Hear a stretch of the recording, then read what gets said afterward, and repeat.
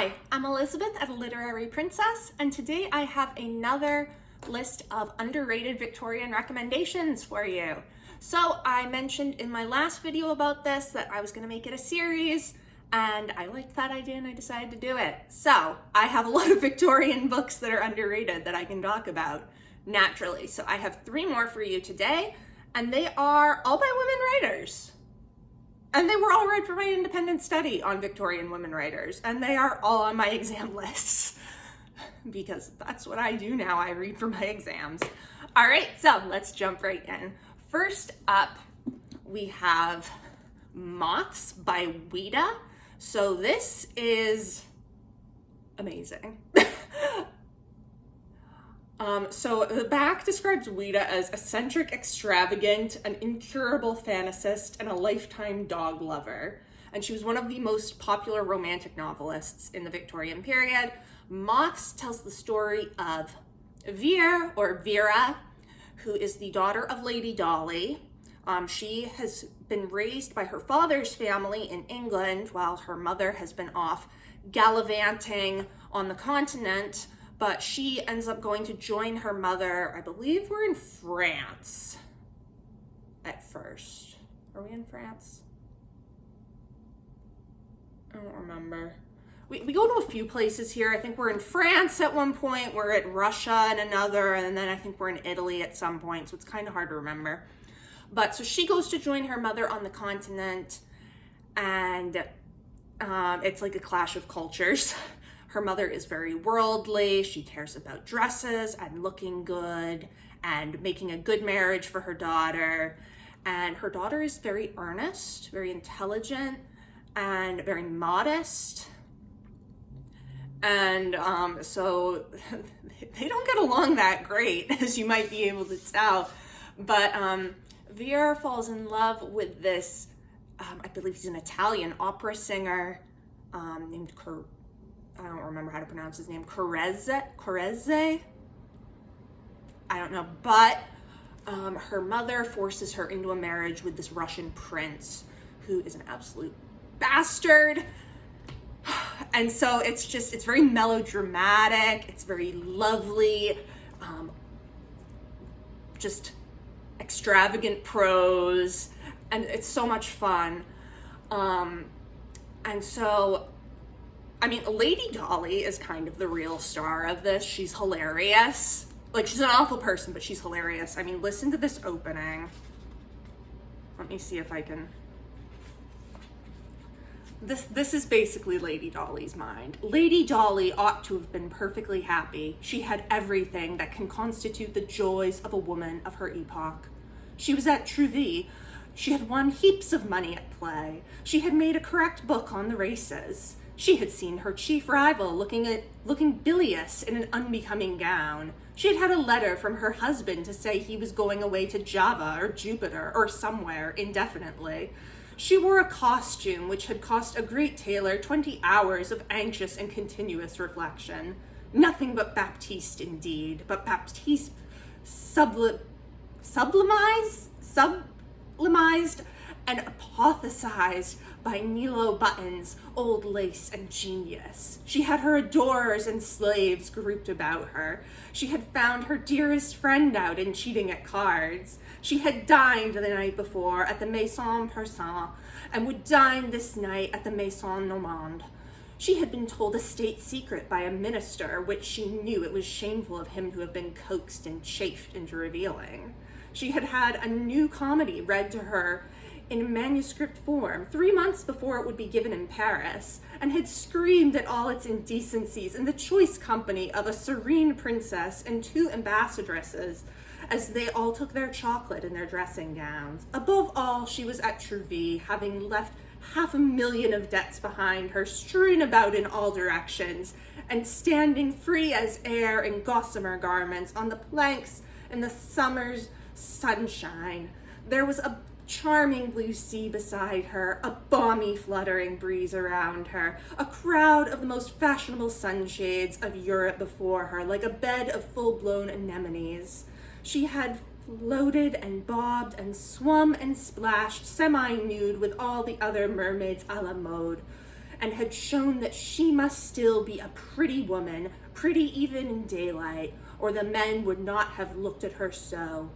And yet, with all this, she was not enjoying herself. It was very hard. I mean, I read that opening paragraph and I was like, oh my God, I love this already. Lady Dolly is hilariously ridiculous and horrid, and she's just great. She's a great character. And Vera herself actually has some really great qualities too, even though she's the complete opposite of her mother. She is actually the first woman in English literature to have a divorce and then get remarried while her first husband is still alive. So, that was not done. It wasn't done at all. So, it's so good. So you should go read it. We have horrible cheating Russian princes. We have a duel. We have romantic walks on the beach between Vera and her opera singer. It's just so good. Go read this book. Yes, it's chunky. It's 600 something pages, but it is so worth it. It's so good. All right, next up we have one by a well-known author, but that I don't think gets nearly as much attention as her other works, when it is clearly the superior one.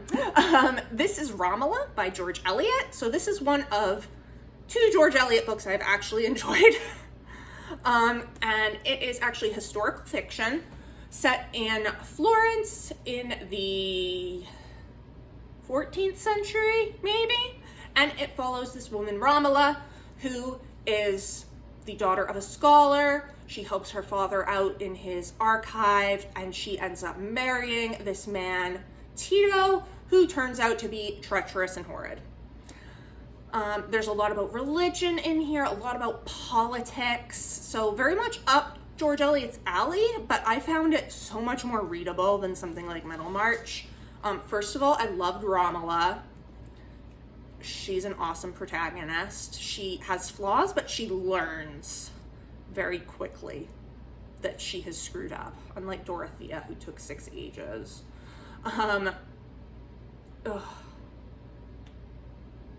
This was so good. So she actually says that it was written with my best blood, and I totally agree with Eliot in that. And I never hear anyone talking about this. Everybody's always like, oh, Middlemarch this, Mill on the Floss that, and even people are like, oh, Silas Marner, Adam Bede. Nobody talks about poor Romola.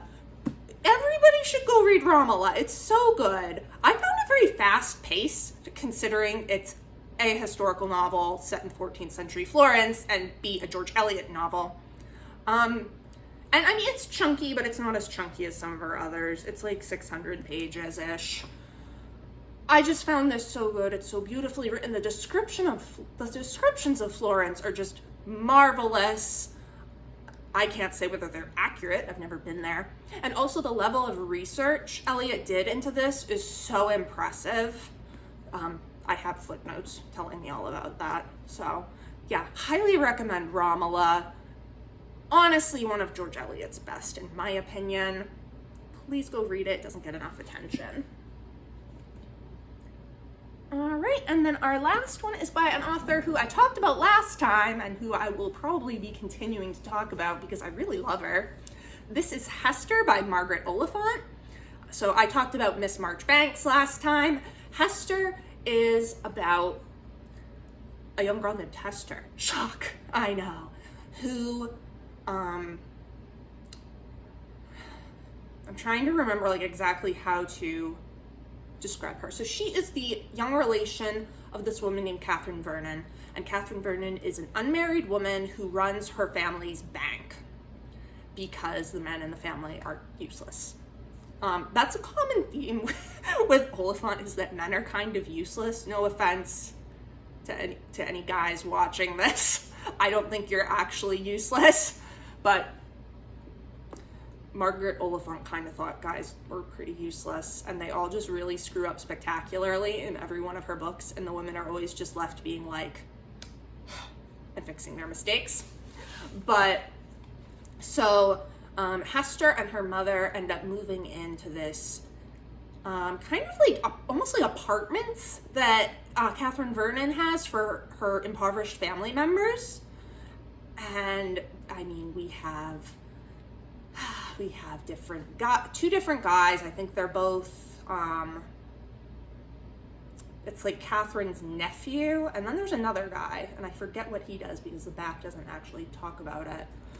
But Hester and Catherine like really square off. They do not get on, and it's because they are very similar. And so this is just about two headstrong women trying to make their way in the world, and it's so good. It is so good. I loved it. I love everything Margaret Oliphant writes. In the next one of these, there will be another Margaret Oliphant book because I just finished another one. So yeah, definitely check out Hester. And it's very interesting because spoiler, and if you don't want spoilers, I'll, I don't know, just skip to the end. But this ends without the heroine getting married, which is super uncommon. So even more reason to read it is because that was so uncommon. So yeah, go read Hester. Read everything by Margaret Oliphant. She's so good.